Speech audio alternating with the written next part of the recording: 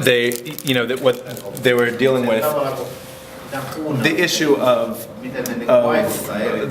the television viewer having more control or having more input into the system. They didn't try to solve that primarily with the interface. They're thinking now, like, okay, so what is it that what level of input do we want to have?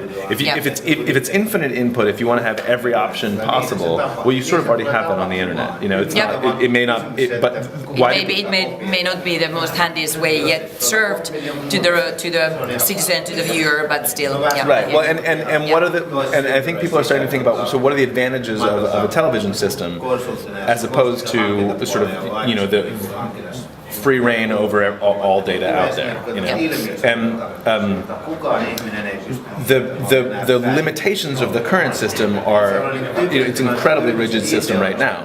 But perhaps it could, but its advantages are that it's more rigid than total chaos, right? Yeah. So there is even a beauty in setting being as tight as it is now. Right, and giving yourself, some set of parameters make things easier for people to deal with, and deal with the paradox of choice, and deal with, an example that I gave a lot when going around to different groups is that the internet before Facebook was already the world's biggest social network, and anybody could post what their gender was and what their relationship status was and where they went to school. All of that was possible before Facebook. The only reason people started doing it in mass was because Facebook took out all the other options and gave you just one simple questionnaire. Like, you can do this really easily.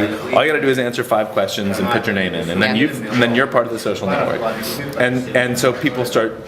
Then it's really easy for people to engage with. So what is it that so television has some of that built in already? Is that that you can sit down when you're tired at night and watch. But the crap that's on is crappy, And if you want to go watch something better, you got to go on the internet and then actually start engaging with the vast whole data set. So what way can we have feedback that is closer? And people's responses today were much like, people started to think about, wait, who needs to talk to who? Should the consumer be able to talk directly back to the marketers instead of going through the Nielsen ratings?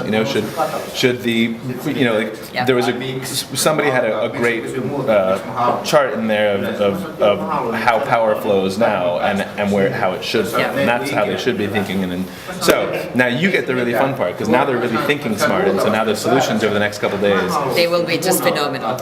Well, some of them will be horrible. If they're doing their job, if they get everything right, then they're not actually stretching themselves, right? Like, the best solution will come from them taking 10 wrong steps and 1 right step, I think. But so far, it's just been stumbles, and now I think it's going to be steps. Okay.